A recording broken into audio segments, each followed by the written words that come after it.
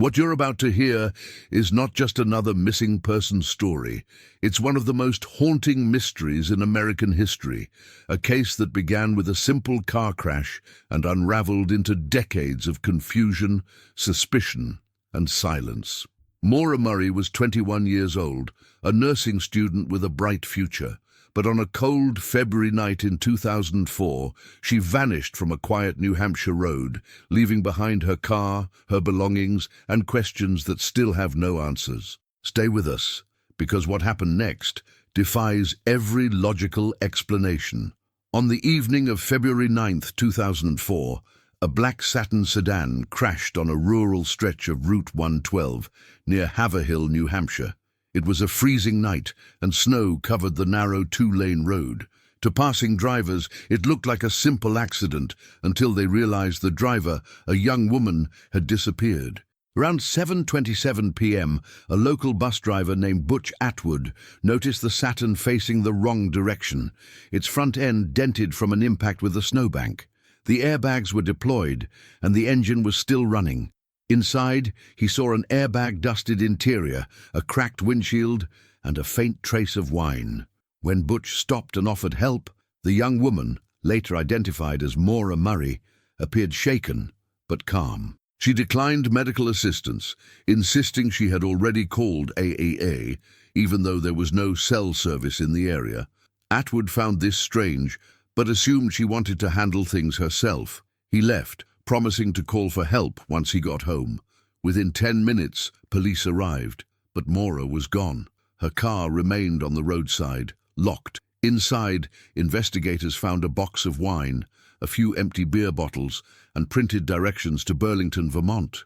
There was also a rag stuffed into the tailpipe, something that baffled police, who weren't sure if it was part of a repair attempt or a sign of self-harm. The vehicle showed no major mechanical issues, and there were no footprints leading into the deep snow of the woods. It looked as if she had simply vanished into thin air. Neighbors recalled seeing a young woman standing by the car moments before police arrived. Some said she seemed uninjured. Others claimed she looked disoriented. One witness reported seeing a figure jogging east along Route 112, but the darkness and snow made it impossible to confirm. As officers searched the immediate area, they found no signs of struggle, no fresh footprints, and no tracks that could lead to her. It was as if Maura had stepped out of her car and dissolved into the winter air. The following morning, police traced her cell phone and credit card activity, both silent since the night before.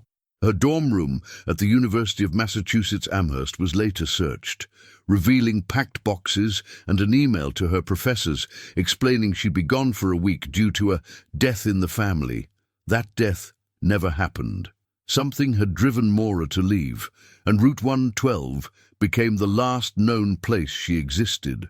To understand what happened on Route 112, investigators had to go back to the days leading up to February 9th, 2004. When Maura Murray's life began to quietly unravel. At first glance, Maura was the picture of stability, a 21-year-old nursing student at the University of Massachusetts Amherst, a former West Point cadet, a track athlete, and a devoted daughter. But beneath that calm exterior, there were cracks, small, almost invisible, but growing. On February 5th, just 4 days before she vanished, Maura was working her usual shift at the campus security desk. Around 1 a.m., she received a phone call that left her visibly shaken. Her supervisor later said Maura burst into tears and could barely speak, repeating the same phrase, "My sister." When asked what was wrong, she didn't answer. To this day, no one knows who was on the other end of that call. 2 days later, on February 7th, Maura crashed her father's Toyota Corolla while driving to a party. She told police she had lost control on a curve. No alcohol was involved, but the damage cost thousands to repair. Her father, Fred Murray, was frustrated, but more than that, he was worried. He later described Maura as upset but not out of control. Still, he noticed something else. She seemed distracted, as if her mind was somewhere far away. Then, on Monday, February 9th, Maura sent emails to her professors and her boss, saying there had been a death in her family and she'd be gone for a week. That was a lie. No one had died. She then withdrew $280 from an ATM, purchased alcohol and snacks, and packed her car with clothes, textbooks, and printed MapQuest directions to Vermont. Before she left campus, she made one more phone call to a man she had dated previously, asking if they could talk later. Her tone, he recalled, was calm, almost too calm. At 4:37 p.m., Maura left Amherst and began driving north. She turned off her cell phone shortly after 7 p.m. Her last recorded activity was a call to voicemail near Woodsville, New Hampshire, just minutes before her crash. By the time police arrived at the accident site, she was gone. To some, it looked like the calculated disappearance of someone desperate to start over. To others, it was the impulsive act of a young woman, overwhelmed by secrets and fear. Fred Murray rejected both. "My daughter didn't run away. Someone took her," he said years later. "She wouldn't just vanish into the woods." Whatever the reason for her sudden departure, one thing became clear. Maura was driving towards something, or away from someone, and somewhere between Amherst and the White Mountains, that journey ended without a trace. When officers arrived at the crash site on Route 112, they expected to find an injured driver wandering nearby. Instead, they found an abandoned car, a quiet road, and the first hints of a mystery that would haunt investigators for decades. At 7:46 p.m., just 19 minutes after the crash was reported, Sergeant Cecil Smith of the Haverhill Police Department reached the scene. The black satin sedan was locked, its hazard lights flashing faintly through the snow. Inside, he found a box of Francia wine, a few empty beer bottles, and a map of New Hampshire folded neatly in the passenger seat. On the ground near the car were a few footprints, but they led nowhere. Snow had already begun to fall again, covering whatever trail might have existed. Smith radioed for backup and began canvassing the area. He knocked on nearby doors, starting with the Westmans, the neighbors who had first called 911. They reported hearing what they thought was a soft crash, followed by a female voice outside. When they looked out their window, they saw the black car lodged in the snowbank, but no one walking away. Just down the road, bus driver Butch Atwood gave his statement. He had spoken to Maura minutes before the police arrived. She seemed uninjured but anxious, and when he offered to call for help, she declined, saying she'd already contacted AAA. Atwood knew that couldn't be true. Cell service was non-existent in the area. Still, she appeared composed, so he drove home and made the call himself. By the time police got there, Maura was gone. As the night deepened, temperatures dropped below freezing. Local volunteers and K9 units scoured the nearby woods and fields, calling her name. The dogs picked up a faint scent trail from the car, one that followed the road for about 100 yards, then abruptly stopped. Searchers were baffled. Had Maura been picked up by a passing vehicle? Over the next 36 hours, the New Hampshire Fish and Game Department, state police, and even helicopters with infrared cameras joined the effort. They searched rivers, woods, and every property within a 2-mile radius. Nothing. Not a glove, not a shoe, not a single drop of blood. The only thing they did find was confusion. The rag in the tailpipe puzzled investigators. Some thought it meant she had been trying to patch an exhaust leak. Others suspected it was staged, part of a plan to make the car appear disabled. Still, there was no sign of a struggle, no signs of foul play. As the search entered its second week, the official theory began to shift. Maybe Maura had wanted to disappear, but her family refused to believe that. Fred Murray arrived in New Hampshire just days after the crash, trudging through the frozen woods himself. "If she was out here," he told reporters, "we'd have found her. Someone knows what happened to my daughter." The snow kept falling, burying both footprints and truth. In the weeks following the crash, the case of Maura Murray began to fracture, not just in the public eye, but within law enforcement itself. What had started as a search for a missing college student quickly evolved into one of the most polarizing investigations in American true crime history.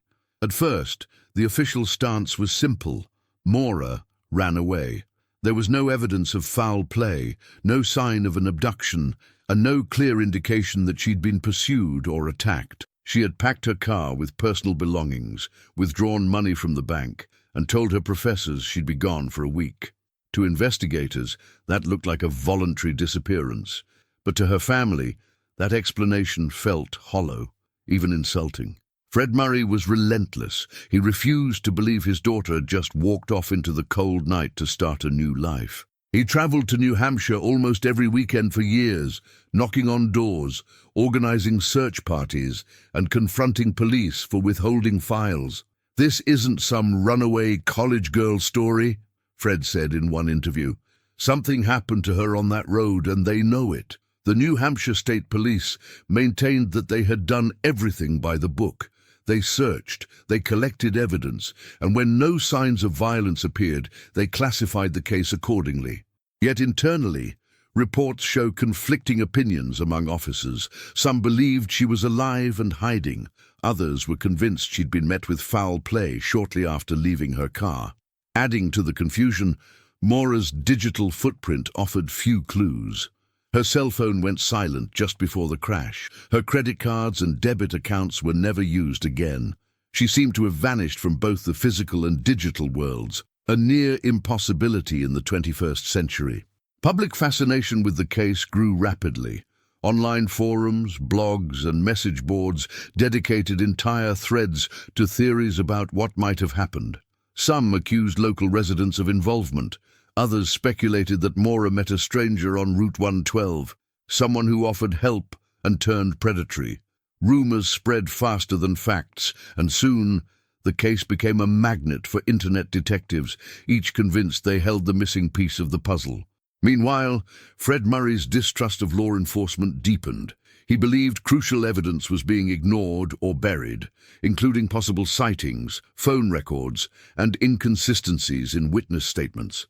He filed multiple Freedom of Information Act requests, but most were denied under the justification that it was an open investigation. By spring, the official search had slowed to a crawl. The snow had melted, revealing no new clues. The woods, rivers, and ravines around Haverhill had been combed dozens of times. Nothing, not a single trace of Maura, had surfaced. The only thing growing was speculation, and with it, division. What had happened on Route 112 was no longer just a mystery. It was a battleground of belief. To understand what might have happened to Maura Murray, investigators began to dig into her life before that February night. What they found wasn't a single motive or event, but a series of small, hidden fractures in the life of a young woman under pressure. At the University of Massachusetts Amherst, Maura was seen as bright, athletic, and disciplined. She was majoring in nursing, following in her sister's footsteps and maintaining good grades. Yet, in the weeks before her disappearance, friends and professors noticed subtle changes: withdrawal, distraction, anxiety. Then came the discovery that Maura had been in trouble at school. A few months earlier, she'd been caught using a stolen credit card number to order food deliveries. It was a small amount, under $100, and the charges were dropped after restitution, but it left a mark. Those close to her said she was deeply embarrassed, afraid it could derail her academic career.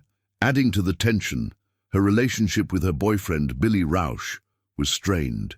Billy, an Army lieutenant stationed at Fort Sill, Oklahoma, had been dating Maura for several years. Their relationship, while loving, had grown distant. Maura's friends claimed she had begun expressing doubts about her future, about nursing, about Billy, even about life itself. In the days before she vanished, Maura made a series of phone calls to Billy, to motels in Vermont, to a friend whose father lived in New Hampshire. Investigators later found MapQuest printouts in her car showing routes to both Vermont and the White Mountains, suggesting she was planning a trip, though no one knew why or with whom. Her father, Fred, believed it was simply a getaway, a break from stress. She needed air, space. She wanted to clear her head, he told reporters. That's all this was supposed to be. But others saw something darker. Maura's emails hinted at emotional turmoil. She wrote about wanting to escape for a while and being tired of everything. Combined with the false story about a death in the family, it raised questions. Was she overwhelmed, planning a reset, or was she running from something specific? Investigators also examined the mysterious 1 a.m. phone call that had reduced her to tears just days before she left. Despite multiple attempts, the call's origin was never confirmed. Some believe it was from a family member, others think it came from Billy. Either way, it left Maura shaken. By the time she packed her car on February 9th, her life was quietly unraveling, emotionally, academically, and personally. Yet those who knew her best insisted she wasn't suicidal. She was, as her sister Kathleen described, a dreamer who needed a pause, not an ending. Still, the more detectives uncovered about Maura's past, the less they understood her disappearance. Every answer opened a new question, every theory bent under its own weight. Was this the story of a young woman escaping the noise of her world, or someone trying to outrun it? In the days before and after Maura Murray vanished, a series of phone calls would become some of the most puzzling and debated clues in the entire case. Some calls made by Maura hinted at careful planning. Others, received after she was gone, hinted at something far more sinister. On the morning of February 9th, 2004, hours before she packed her car, Maura was on her cell phone often. Records show she called Billy Rausch, her boyfriend, as well as motels in Vermont and New Hampshire, inquiring about room availability. Investigators believe this was part of her plan to escape Amherst for a few days. A spontaneous road trip, a temporary reset. But what stands out are the calls she didn't make. She didn't contact her best friend, her father, or her sister Kathleen, despite their close bond. Whatever she was doing that day, it was private, personal. Then, shortly after 4:30 p.m., she called Billy one last time, leaving a brief message. She didn't explain where she was going, only that they would talk soon. It was the last confirmed call she ever made. 2 days after Maura's car was found, Billy arrived in New Hampshire to help search. He brought with him his mother and several army friends. On February 11th, something strange happened. While checking Maura's voicemail box, Billy noticed that one message had been accessed. Someone had listened to it. The timestamp showed it had been checked after she disappeared, at a time when only Maura should have had access to the account. The detail sparked panic. Who had listened? Was it a technical glitch or proof that Maura was still alive? Sprint, her cell provider, could not confirm where the access came from. Investigators later stated it might have been an automatic update in the system. But to the Murray family, it felt like a sign, a heartbeat from somewhere out there. Around the same time, another strange call surfaced. A woman from Vermont claimed she had seen a young woman matching Maura's description at a gas station, disoriented, shivering, asking for directions. She said the woman used a payphone and that a man in a dark truck seemed to be watching her. Police followed up but found no record of that call in any dispatch logs. Still, the story spread, fueling rumors that Maura had been abducted after leaving the crash site or that she had willingly entered another vehicle. To this day, none of Maura's phone data has provided a clear path forward. Her last ping was traced near Woodsville, New Hampshire, within a few miles of the crash. After that, her phone went dark. No calls, no texts, no digital trace. But one chilling question remains. If Maura didn't check her voicemail, then who did? In the days after Maura's disappearance, Route 112 transformed from a quiet country road into the epicenter of one of the largest missing person searches in New England history. Hundreds of volunteers, police officers, and even strangers from across the country joined the hunt. But as days turned to weeks, the trail that once seemed warm began to freeze over, literally and figuratively. By February 12, 2004, the New Hampshire State Police, local departments, and the New England K-9 Search and Rescue Unit had combed nearly every inch of terrain surrounding the crash site. Helicopters with thermal imaging scanned the area from above, while cadaver dogs swept through the woods, fields and riverbanks. One of the search dogs followed a faint scent trail for about 100 yards east of the crash. Then it abruptly vanished in the middle of the road. That detail became one of the most important and most haunting pieces of evidence in the case. If the scent ended in the road, it suggested one thing. Maura might have been picked up by a passing vehicle. But who? The time window between the last sighting and police arrival was less than 10 minutes. The rural highway saw little traffic that night, and no drivers reported picking up a hitchhiker. Police theorized that whoever stopped may have been someone she knew or someone she thought she could trust. Investigators also searched the nearby Amana-Usuck River, which ran parallel to the road. At first they believed Maura could have slipped, fallen and been carried downstream. But the river was partially frozen and sonar scans showed no anomalies. Weeks later, as the snow melted, the search teams returned.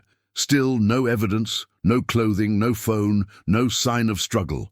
It was as though she had walked into the forest and evaporated. As physical evidence dried up, media attention exploded. National outlets like Dateline, NBC and CNN picked up the story, calling it New England's most baffling disappearance. The combination of a college student, a remote crash, and the eerie lack of clues made the case a cultural phenomenon. Online forums became battlegrounds of speculation. Some users analyzed satellite images and police logs. Others accused locals, even members of law enforcement, of being involved. For Fred Murray, the attention was both a blessing and a curse. It kept the search alive, but it also twisted his daughter's story into theories he couldn't recognize. "They talk about her like she's a ghost," he said, "but she's my daughter. She's real." By spring, the case had officially gone cold. Police scaled back their efforts, citing a lack of new leads. The woods of Haverhill grew green again, and the road thawed under the sun, but the questions remained frozen in time. Where did Maura go after the crash? Did someone stop to help or to harm? And if she left with a stranger, why has no trace of her ever been found? The silence of Route 112 became its own kind of witness, one that refused to speak. As the months passed and no trace of Maura Murray surfaced, investigators, journalists and amateur sleuths began to fill the void with theories. Each one attempted to answer the same haunting question. What happened on Route 112 that night? But the more people studied the case, the less anyone could agree on a single version of the truth. Some believe Maura planned her own escape. She had packed personal items, withdrawn cash, and lied about a family emergency, all signs of intent. The rag in the tailpipe, the alcohol, the maps of Vermont. To some, these looked like tools of a deliberate getaway. Perhaps, they argued, Maura was exhausted, emotionally burned out, academically pressured, and ready to start anew. She may have planned to cross into Canada or live off the grid, as some young idealists had before her. But to her family, this theory was unthinkable. "Maura wouldn't vanish without telling us," her sister Kathleen said. "She had too much love for her family to just disappear." Moreover, she left behind her phone charger, her jewelry, and her beloved stuffed animal. Small things that made her feel grounded. If she planned a new life, she took none of the things that made the old one hers. Another theory suggests that after the crash, Maura panicked and fled into the woods to avoid a DUI charge, given the open alcohol in her car. She might have become disoriented, succumbed to hypothermia, and her remains were simply never found. But extensive searches with cadaver dogs and infrared aircraft make this scenario less likely. Not a single piece of clothing, bone or fabric was ever recovered, despite searches spanning over 2 decades. In a region where snowmelt reveals everything, the forest gave nothing back. The most chilling theory remains abduction or murder. The scent trail ending abruptly in the road, the 10-minute window, and the total absence of evidence all point to one terrifying possibility: someone picked her up. Locals reported seeing a suspicious light-colored pickup truck near the area that night. Though police could never verify the account, some believe she accepted a ride from a stranger. Others think it was someone she had arranged to meet. Over the years, multiple persons of interest have surfaced, including ex-convicts and nearby residents with violent histories. None were charged. None were cleared. There are also more abstract theories that Maura's disappearance may connect to other missing women in the region, including those in the Route 112 corridor. While law enforcement has never confirmed a serial link, the eerie similarities in timing, geography, and method keep that possibility alive in online discussions. Despite hundreds of leads, none of these theories have been proven true. Every possibility ends in the same place. An empty stretch of road in the White Mountains, and the sound of the wind whispering through the trees. Whatever happened that night, Maura didn't just vanish, she was erased. For most families, grief begins with loss. For the Murrays, grief began with not knowing. From the moment Maura vanished, her father, Fred Murray, made it his life's mission to find her, or at least to find the truth. But that search would take him through decades of frustration, bureaucracy, and heartbreak. Fred arrived in New Hampshire within 36 hours of the crash, long before national attention turned to the case. He walked Route 112 in the freezing cold, flashlight in hand, shouting his daughter's name into the endless dark. "She's out here somewhere," he told reporters, "and I'm not leaving until I find her." He coordinated search parties, distributed flyers, and spoke to anyone who would listen. But as weeks turned into months, Fred's hope began to shift from rescue to recovery, and then to confrontation.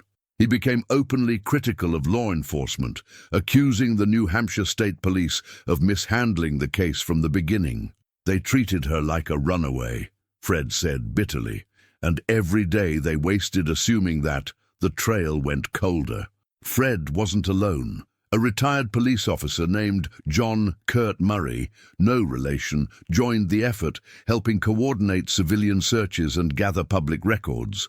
Online forums began forming communities of amateur investigators, thousands of people dissecting maps, timelines, and witness statements.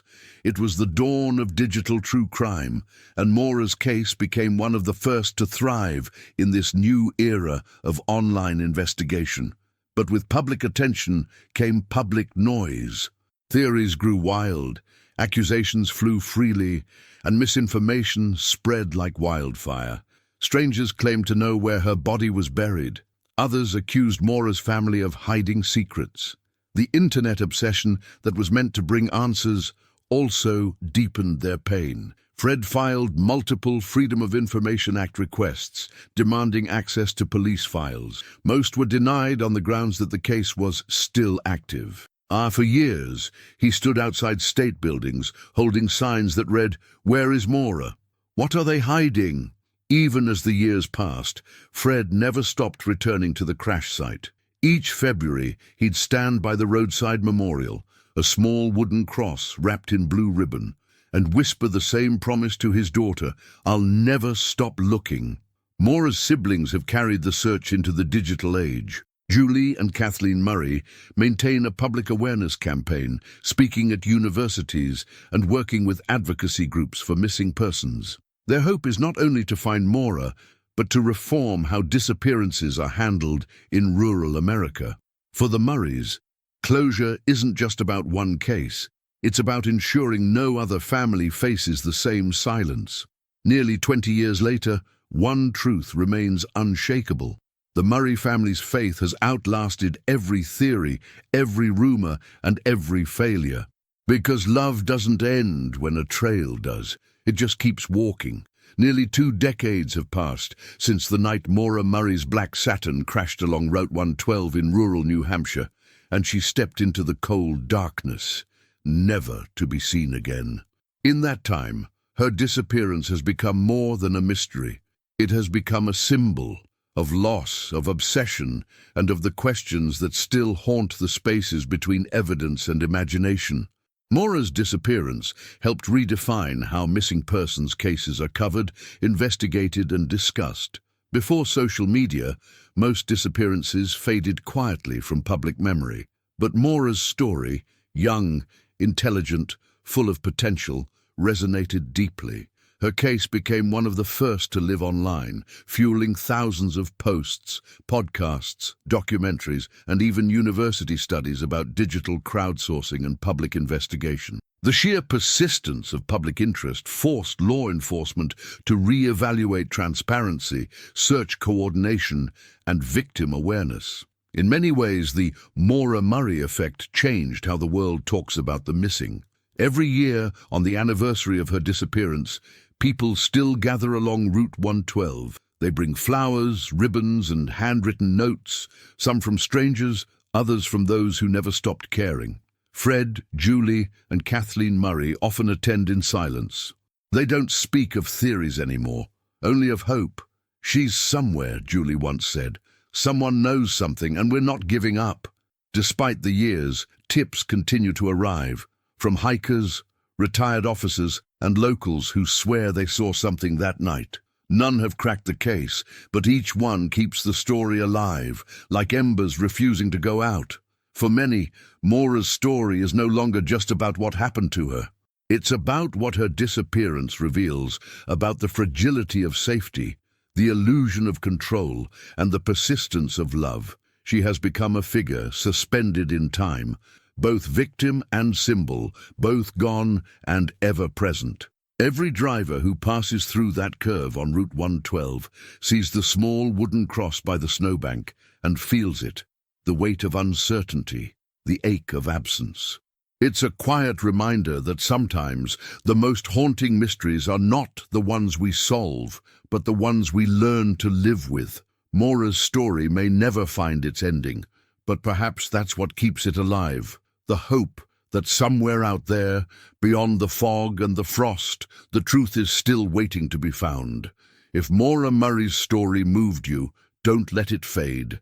Share this video, leave a comment, and help keep her memory alive. Every voice, every share, every question brings us one step closer to the truth. Somewhere, someone knows what happened on that cold New Hampshire night, and maybe, with enough eyes and hearts searching, we'll finally find her.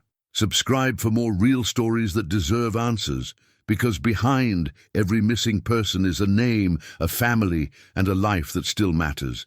Together, we make sure those lives are never forgotten.